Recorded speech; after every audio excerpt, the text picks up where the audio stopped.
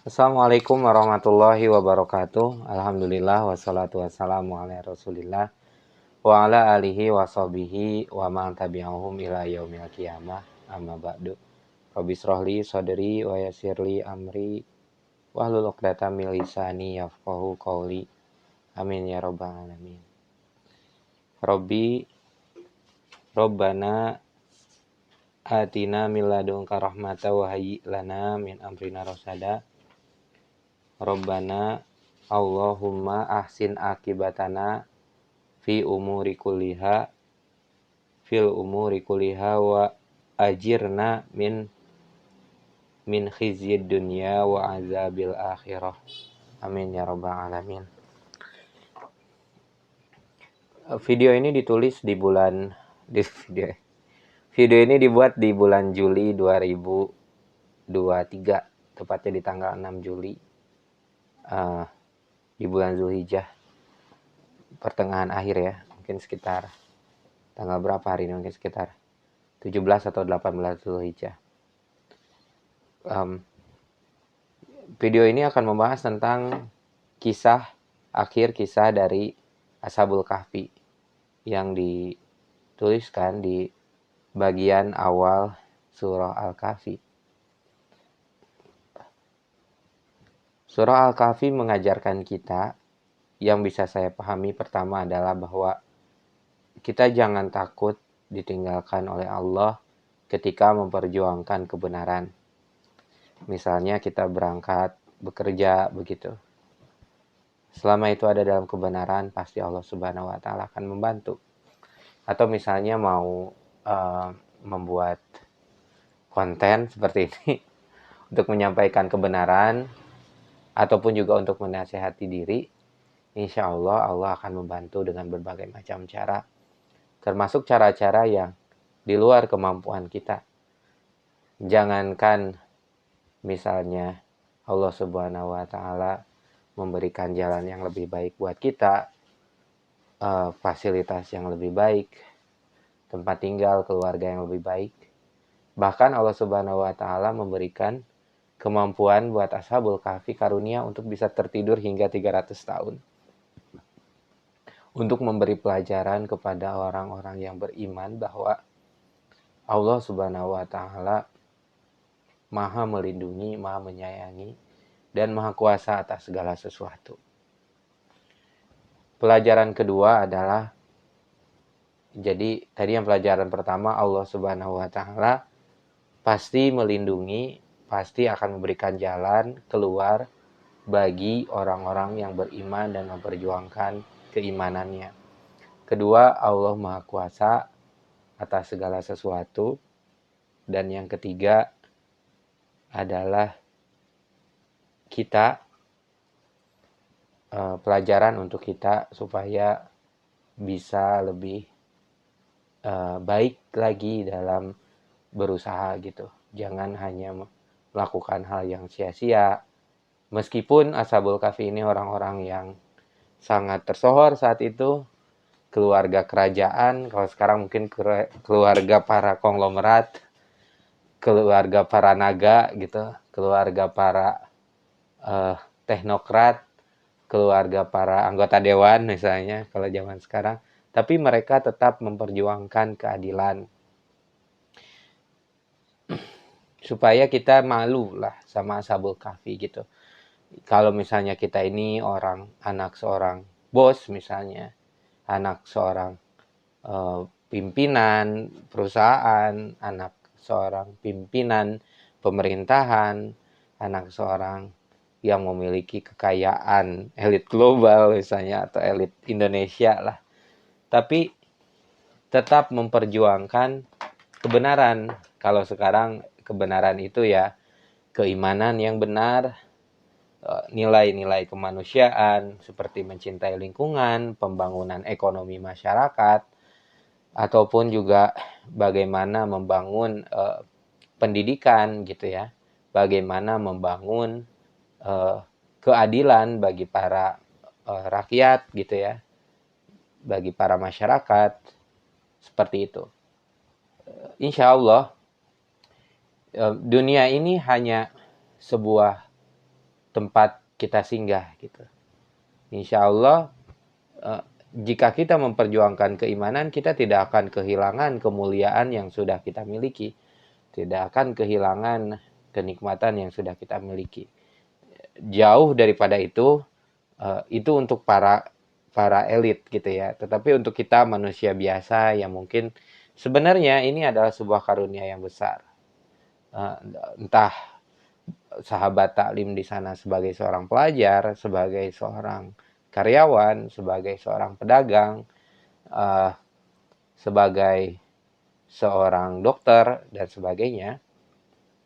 Saya harap kita bisa tetap memperjuangkan keimanan kita untuk tetap ada dalam kebaikan.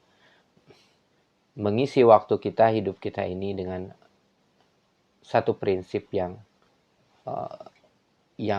sesuai dengan syariat yang disampaikan oleh Allah Subhanahu wa taala. Terkait pendidikan, tadi saya baru nonton sebuah video dari Guru Gembul. Saya sebenarnya suka nonton Guru Gembul. Di sana disampaikan tentang pentingnya seorang guru itu memberikan kebebasan untuk belajar. Bagaimana sekarang pemerintah sedang mempromosikan tentang kurikulum merdeka gitu, di mana para siswa diberikan kemerdekaan untuk memilih apa yang dia pelajari, sehingga misalnya anak itu memiliki bakat dalam renang, tak perlu dia berfokus terlalu banyak di matematika, ilmu bahasa, dan sebagainya, tetapi dia bisa belajar sesuai dengan minat dan potensi yang dia miliki. Nah, tetapi yang perlu digarisbawahi menurut saya sebagai tambahan, jika boleh menambahkan, di luar pentingnya seorang guru untuk memberikan kebebasan kepada murid adalah penting mengajarkan, jangan lupa untuk mengajarkan juga kepada seorang murid tentang karakter yang baik dalam menghargai guru. Saya sebagai seorang santri yang terlahir dari lingkungan yang mengajarkan tentang tata krama yang sangat baik kepada para guru, kami sebut ta'zim atau mengagungkan para guru, ataupun takhdim seperti menghodamkan diri, atau sekarang disebut sebagai leadership, servant leadership gitu ya. Sehingga seorang murid itu tidak hanya memiliki kebebasan untuk belajar, tetapi jika dia sudah mencapai pada, misalnya dia yang tadinya memiliki bakat suara yang menarik gitu sehingga dia jadi penyanyi, memiliki bakat kinestetis yang baik sehingga dia jadi atlet, dia memiliki kemampuan analisa yang baik sehingga dia bisa menjadi ilmuwan, dan kemampuan manajerial yang baik sehingga dia bisa menjadi pemimpin. Tetapi kemampuan tersebut mesti tetap didampingi oleh karakter yang baik dan juga spiritual yang baik. Itu juga perlu disampaikan sehingga kemerdekaan mereka itu bisa lebih terarah. Itu harapan saya gitu ya. Jadi seorang guru selain memberikan kebebasan untuk belajar, misalnya dia memang menyukai matematika sehingga belajar tentang matematika, atau seperti saya misalnya menyukai hal yang spiritual gitu. Tapi selain ini juga saya sebenarnya bekerja sebagai engineer, saya suka menganalisa. Saya suka belajar tentang ekonomi gitu ya, sehingga suka mempelajari tentang bagaimana mengatur keuangan pribadi, bagaimana ekonomi mikro di perusahaan, bagaimana ekonomi makro di pemerintahan. Saya suka mempelajari itu, saya suka memberikan insight tentang hal tersebut kepada beberapa kalangan masyarakat, dan saya suka mempelajari itu, mempelajari hal-hal yang baru terkait topik tersebut, belajar dengan para ilmuwan, teori-teori yang dikeluarkan oleh para ilmuwan, yang sekarang istilahnya disebut Googleable gitu ya. Tetapi kita juga tetap mesti dibimbing oleh karakter dan juga spiritual gitu. Sehingga tetap terarah. Misalnya ketika dia belajar tapi ternyata menghadapi kenyataan di masyarakat yang tidak menerima gitu ya. Mungkin dia lolos nih dari gurunya, dia bisa tuh melewati fase pembelajaran dengan baik. Tetapi ketika di dunia kerja kan kadang ada banyak sekali ketidakpastian gitu. Misalnya ternyata dia memiliki atasan yang kurang baik, memiliki tekanan kerja yang kurang baik. Di sana pentingnya karakter itu dibina, bagaimana tentang keteguhan, bagaimana tentang negosiasi gitu ya, memposisikan diri, ataupun juga spiritualitas sehingga dia tidak dijauhkan dari sifat sombong, dijauhkan dari sifat serakah, dijauhkan dari sifat menyakiti orang lain demi kepentingannya sendiri dan sebagainya.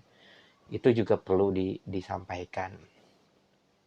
Itu terkait tadi dan ini mungkin sekedar komentar saja, sedikit pembahasan di luar apa yang ingin coba saya sampaikan di malam hari ini tentang akhir cerita Ashabul Kahfi. Nah, ya, kita sebagai seorang, balik lagi sahabat talim sekalian, kita sebagai seorang masyarakat tentunya penting gitu untuk bisa memperbaiki pendidikan.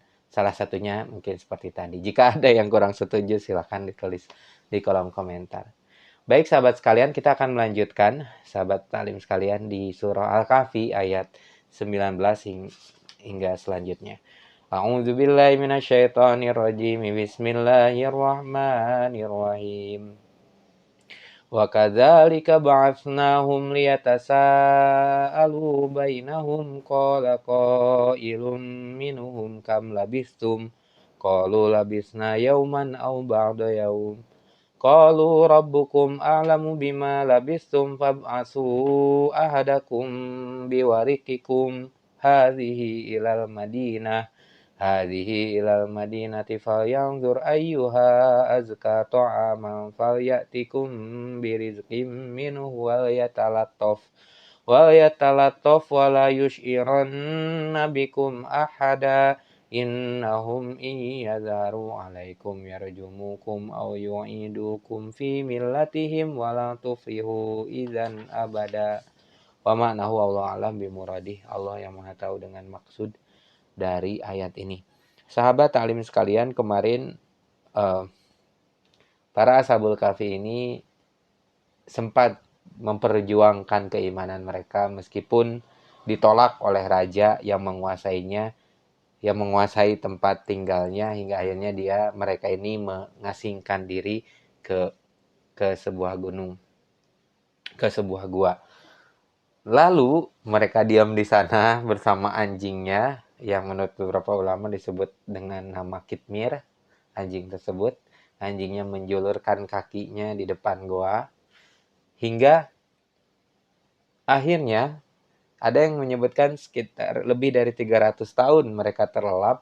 300 tahun kemudian Allah Subhanahu wa taala menyampaikan kepada kita bahwa mereka ditidurkan setelah 300 tahun kemudian. Kita sebutlah 300 tahun dulu di sini menurut keterangan yang saya terima. Mereka dibangunkan lagi oleh Allah Subhanahu wa taala, di mana keadaan badan, rambut, dan kulit mereka tetap sehat.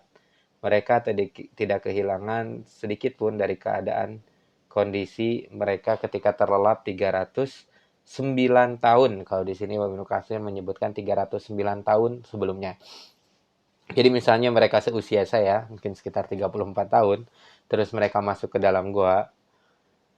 Ketika bangun 300 tahun lagi, mungkin sekitar tahun 2331. Nggak tahu, saya mungkin udah nggak ada ya pada saat tersebut, mengingat rata-rata kehidupan manusia 60 tahun. Mungkin saat itu yang udah hidup ya cicit, wah jauh berapa keturunan dari saya. Nah, tahun 2330-an bangun lagi gitu dengan wajah seperti ini. Kampung udah berubah gitu. Tetapi ternyata kondisi di sana di goanya itu nggak banyak berubah. Berarti kebayang mungkin di sana nggak ya di goa kan staglamitnya aja setahun hanya naik 0,3 cm ya. Jadi nggak kelihatan perubahan. Mungkin kalau 300 jadi hanya bertambah sekitar 1 meter gitu ya. Ya bisa ada di sana. Ya kalau goanya ada staglamit. Tapi di sini ya goanya bukan goro ya. Bukan goa kecil. Lalu mereka pun bangun. Mereka bertanya gitu ya, berapa lama kira-kira kita tidur? Kayaknya cuma setengah hari gitu ya. Atau kayaknya sehari deh kita tidur. Oh gitu ya. Terus lapar mereka. Mereka pun akhirnya meminta temannya yang lain, fab'atsu ahadakum biwarikikum. Coba kamu ke kota deh, nyari makanan gitu ya. Kalau saya ngebayanginnya mungkin sekarang cari warung deh gitu, atau Indomaret gitu. atau cari Alfamart beli beli roti gitu. Kayaknya ini lapar kalau sekarang gitu ya. Mereka pun akhirnya bawa uang kamu tuh, uang perak kamu gitu. Kalau sekarang kita bawa bawa kartu debit, bawa HP tuh, bawa pakai QRIS gitu ya. Kalau sekarang bawa uang peraknya gitu ya. Terus mereka pun ke warung, fab'atsu ahadakum biwirqikum hadhihi ilal Madinah. Mereka pun pergi ke kota gitu ya. Jadi kalau misalnya di Bekasi mungkin daerahnya ya, daerah Bekasi mana ya yang masih gunung yang ada guanya? Di mana kota Bekasi? Agak susah nyari gua ya. Mungkin kalau Bogor ya mungkin Lewiliang ke atas gitu ya. Kalau Sukabumi mungkin dari PH ke atas gitu. Tapi kalau dulu kan mungkin kalau pernah lihat Sukabumi daerah Sagaranten gitu pernah lewat atau daerah di sana ya gua dari hutan jalan itu berbatasan langsung dengan hutan gitu. Jadi kalau misalnya ada orang sembunyi di hutan ke jalan itu emang beneran tinggal jalan, nggak jauh. Nggak kayak kita mungkin ya gunung ke Indomaret agak jauh perlu jalan sekitar 2 jam, 3 jam gitu. Jadi mereka pun bawalah ke kota gitu, ke kota uangnya gitu ya. Mereka pergi ke kota, cari makanan yang suci di sana, kira-kira bisa dimakan. Lalu di sana kamu di pasar itu ya talatof ya, berlaku lemah lembut gitu ya. Jangan eh, jangan apa jangan sampai ketahuan pelan-pelan gitu, jangan sampai ketahuan raja. Mereka masih berasa itu tuh masih tahun 2023 misalnya tahun hari ini. Padahal itu udah tahun 2331 atau misalnya kebayang nggak ada orang yang masih yang udah tidur dari tahun 1700. Itu kan zaman berapa? Zaman Belanda juga bukan. Ya zaman Belanda lah. Zaman Belanda baru datang, VOC baru datang, masih zaman mungkin sebagian daerah misalnya di Sukabumi masih ada Bekasi mungkin masih ada kerajaan apa sebelum Belanda di sini ya. Mungkin apa Pajajaran gitu atau Kesultanan Cirebon misalnya atau misalnya ya masih kerajaan gitu.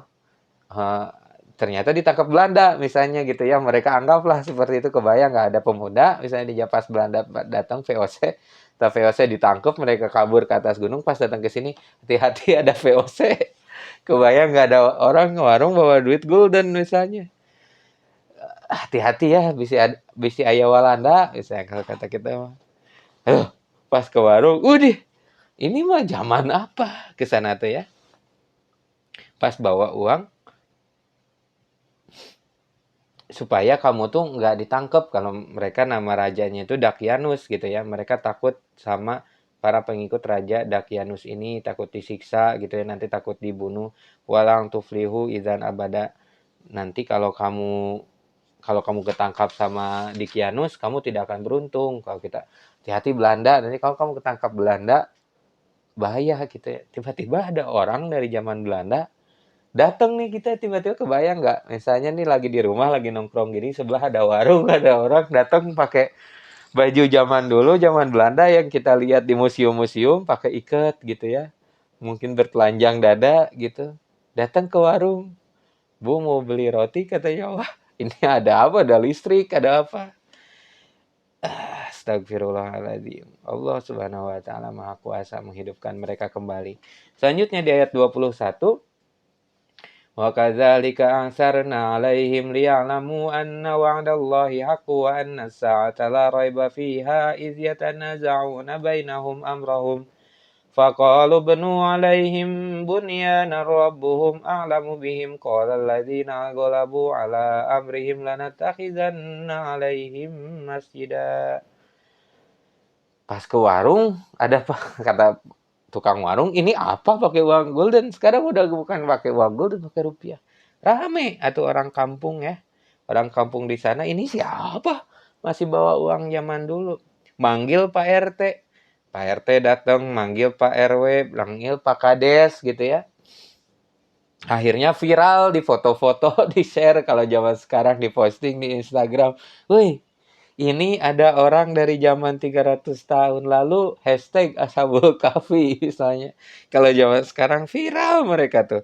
Didatengin, dipanggil-panggil. Ada sebagian ulama yang berpendapat bahwa yang bangkit itu hanyalah arwah gitu ya. Tapi ada sebagian orang yang memang mereka bangkit itu ya dengan badannya gitu. Lalu mereka pun sampai menyamar pura-pura, akhirnya sampai di kota. Mereka pun nama kotanya tuh kota Daksus saat itu, nama kotanya.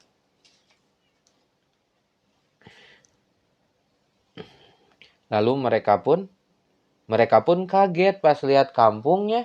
Loh, kok ini mah sekarang misalnya lihat Bekasi gitu ya, kok yang dulu sawah, empang, hutan kayu, hutan bambu, kok sekarang jadi komplek, jadi residen gitu ya, jadi perumahan. Orang-orangnya juga kok jadi begini bajunya gitu ya. Beda banget sama saya. Dia pun coba, mungkin kalau zaman sekarang mah nampar-nampar pipi, ini teh saya lagi tidur apa gimana gitu ya. Apa aku udah gila ini ya, terlalu tertekan, padahal baru sehari saya ninggalin kota ini, kok ini kota udah ada lampu, udah ada internet, mereka pada pakai flash, pakai foto. Apa ini gitu ya. Lalu dia pun tetap jalan aja ke penjual makanan karena sudah lapar. Lalu dilihat sama tukang warungnya. Wih, ini mah uang zaman dulu. Bapak baru dapat harta karun bukan? Ini kok pakai uang perak zaman dulu misalnya. Sekarang kan udah nggak pakai perak. Dia makin heran gitu ya. Saya tuh sebenarnya orang sini, Bu. Tapi baru sehari ninggalin kota ini. Tunggu, tunggu, Bu. Di sini kira-kira masih dipimpin oleh Raja Dakyanus gak, Bu? Gitu. Kalau sekarang mungkin di sini masih zamannya Prabu Siliwangi gak, Bu? Gitu ya. Hah? Astagfirullahaladzim gitu ya. Warga-warga asalnya pun nyangka si pemuda ini teh nggak waras gitu. Terus mereka datang, mungkin kita mah ke Pak RT gitu ya. Kenapa, kenapa, kenapa? Ini katanya Pak RT, ada orang yang ngaku tidur di goa baru semalam. Terus mereka ini katanya ngaku orang orang dari Raja Dakyanus. Pak RT kaget. Astagfirullahaladzim. Saya memang pernah dengar dulu tuh katanya, waktu zaman Pajajaran kalau sekarang gitu ya, pernah Belanda tuh nyari-nyari pemuda, terus pemudanya kabur ke goa, nggak ada gitu ya. Ih, jangan-jangan kalian itu adalah pemuda yang dulu ini kisah dari kakek saya dulu katanya kayak gitu. Benar kamu tuh dulu tinggal di sana? Iya, gitu. Kalau gitu panggil teman-teman kamu panggil ke sini. Kata Pak RT-nya kalau zaman sekarang kalau itu kata pemimpinnya saat itu kata raja uh, atau kata gubernur mungkin gitu. Sebab udah viral, panggil. Ayo panggil. Aduh, jangan, Pak. Takut kita mah. Tunggu ya, Pak ya. Kita mau nyoba manggil dulu, saya mau bilang dulu ke teman-teman ya. Kalau teman-teman mau mungkin mereka bisa datang ke sini, tapi kalau enggak mah maaf Pak, kita takut dibunuh. Kita tuh aduh dulu tuh sampai mau dipenggal gitu ya. Tapi akhirnya mereka pun membimbing gitu ya. Kalau sekarang pakai senter gitu, dibawa diabing gitu. Satu orang tadi yang ya dipimpin. Ternyata zaman itu nama rajanya bukan Dakyanus lagi, tapi Yandusus di sini namanya. Lalu mereka pun masuk, Assalamualaikum.